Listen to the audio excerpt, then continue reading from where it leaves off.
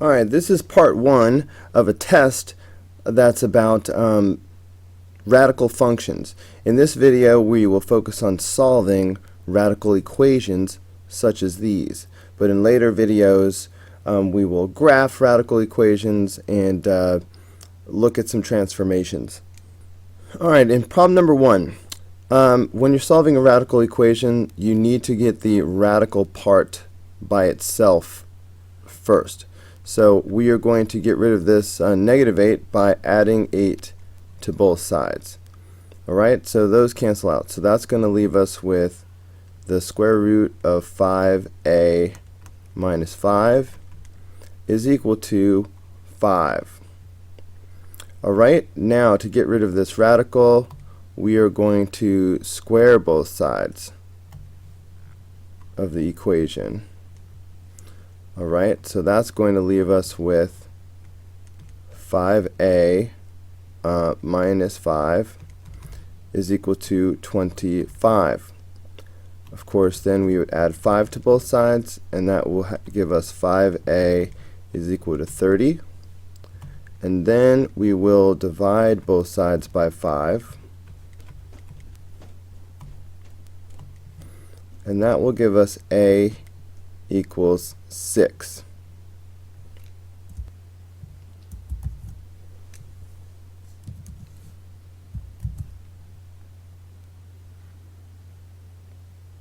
Alright, again on number 2, the first thing we need to do is get this radical part by itself.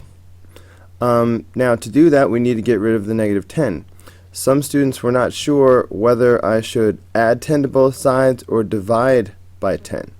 Well, what is the operation going on between the 10 and the radical? Hopefully you can see that when they're right next to each other, they're multiplying. This is multiplication. So what's the opposite of multiplication? Division. Alright, so we should be dividing both sides by negative 10. Divide by negative 10. Okay, now just to be clear, imagine this had been negative 60 equals negative 10 plus the square root of b minus 10. Now this would be a situation where we would add 10 to both sides, okay, because these are connected by addition. Alright, but it was multiplication, so that's why we are dividing. Alright, so that's going to give us 6 equals the square root of b minus 10. Okay, so to get rid of the radical, we are going to square both sides of the equation. Square this, square that.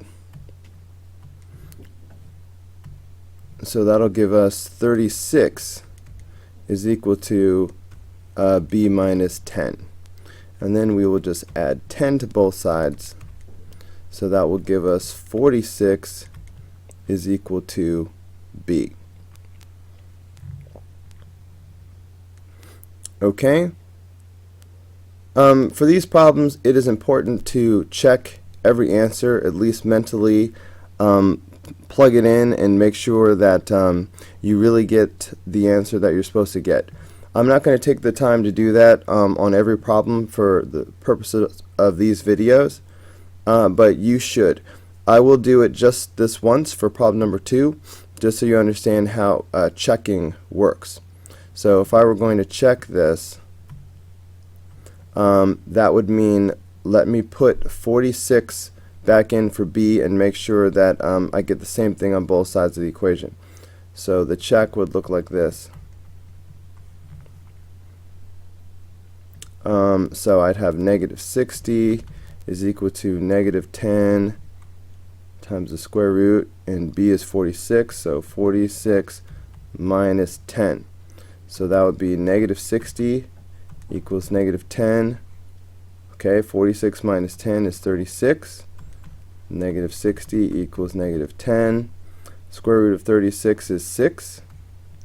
Okay, negative 60 equals negative 60. Okay, so yes, that works. So you should at least mentally do that every single time. If it ever makes a false statement like negative 60 equals positive 60, then that's not a solution, and you would cross it out. And if that was your only solution, you would put no solution. Alright, for number 3, we already have the radicals by themselves, so we can go straight to the part where we square both sides of the equation. Okay, so now that's going to leave us with 3n plus 12 is equal to n plus 8. So we can now solve this as usual. Subtract n from both sides, so that gives us 2n plus 12 is equal to 8. Subtracting 12 from both sides gives us 2n is equal to negative 4. Dividing both sides by 2,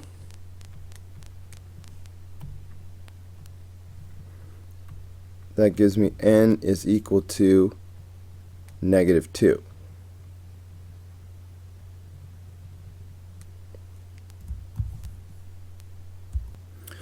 Alright, for problem number 4, we have a fractional power.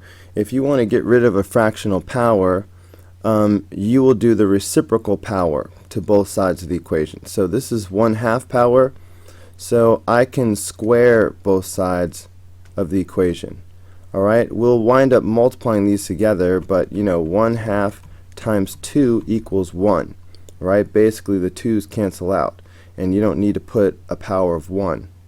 So essentially these cancel each other out. So that's going to give us x plus 7 is equal to 121. So then we subtract 7 from both sides, and we get x equals 114.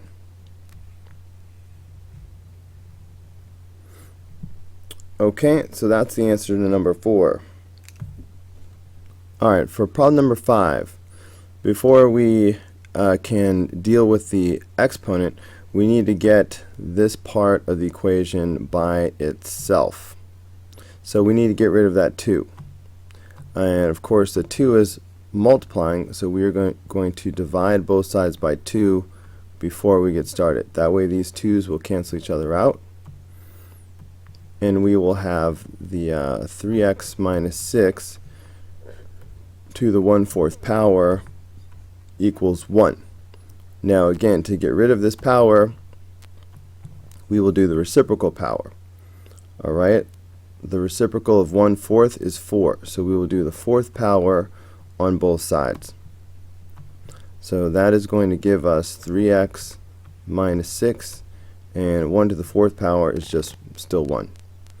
Okay, so let's add 6 to both sides. That gives us 3x equals 7, and then of course we divide both sides by 3. So that will give us x is equal to 7 over 3, 7/3.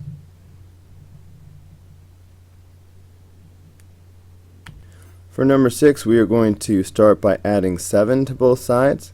So that will give us the cube root of x minus 5 is equal to 7. And then we will do the 3rd power to both sides. So that's going to give us x minus 5 equals. Now let's see, 7 to the 3rd power. We're not supposed to use a calculator, so let's use this chart. Alright, there's 7, there's the 3rd power. So 7 to the 3rd power is 343. So then we add 5 to both sides, so that will give us x is equal to 348.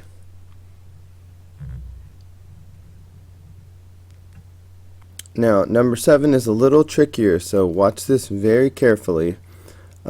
We will start by subtracting 7 from both sides to get the radical part by itself. So that will give us the square root of 3x minus 3 is equal to x minus 7.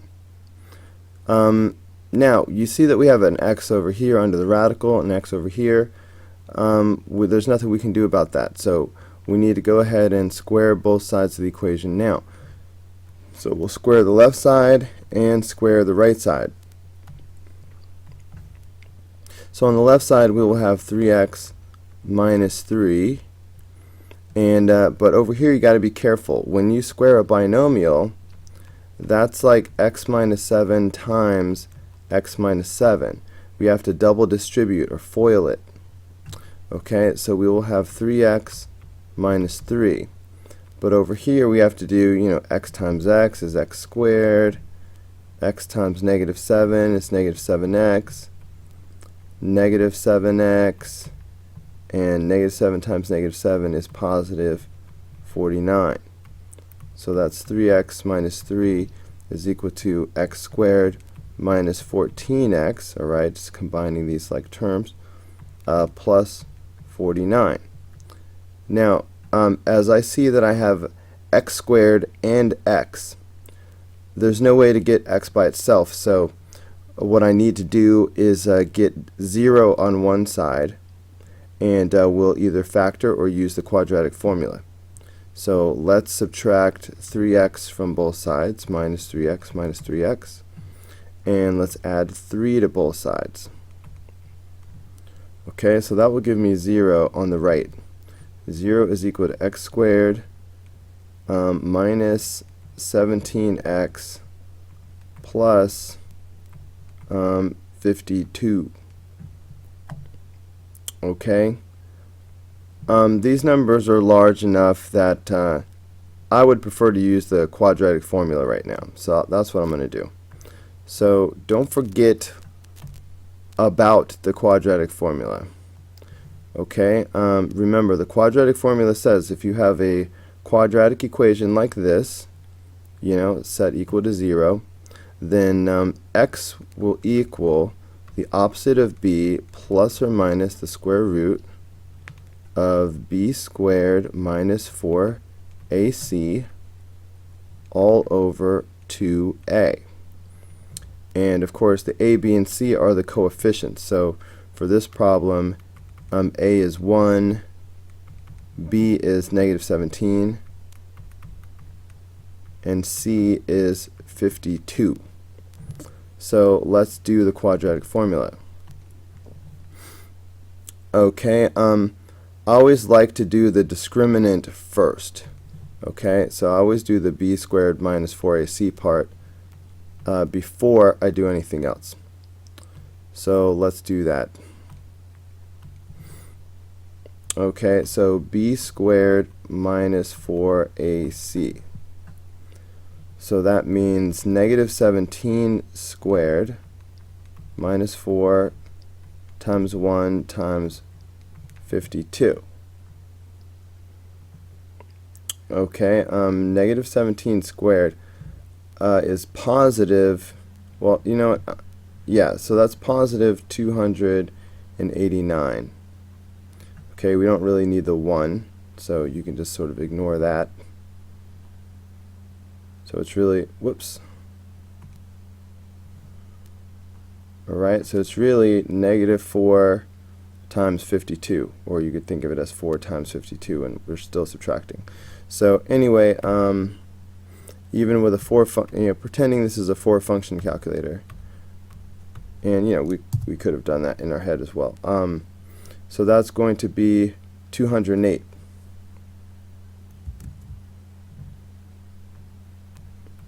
Okay, so 289 minus 208 is 81. Okay, so that is the discriminant. Okay, that is the b squared minus 4ac part. That's called the discriminant. So now I can go ahead with the rest of the quadratic formula and do, okay, so I've got opposite of b. So opposite of b, so that's positive 17 plus or minus the square root of 81, because that's the discriminant, all over 2a. Well, 2 times 1 is just 2. Alright, so of course square root of 81 is 9, so that makes 17 plus or minus 9 over 2. Okay, so we have to do 17 plus 9 and 17 minus 9 separately. Okay, so 17 plus 9 over 2, and then 17 minus 9 over 2. Alright, 17 plus 9 is 26. Okay, so this is 26 over 2, which is 13. 17 minus 9, that's 8. So that's 8 over 2, which is 4. Okay, so these are the possible solutions. Now let's definitely check and make sure that they both actually work. So we have 13 and 4. Alright, let's definitely check them and make sure they work. Okay, so let's check x equals 4. Alright, so that would make the square root of 3 times 4 minus 3 plus 7 equals 4. So this would be square root of 12 minus 3 plus 7 equals 4. That's the square root of 9 plus 7 equals 4. That makes 3 plus 7 equals 4. That makes 10 equals 4. Nope. 10 does not equal 4. So that means 4 is not a solution. Okay, so that one is extraneous. So we have to throw that one out. Now let's check the 13. Okay, let's see.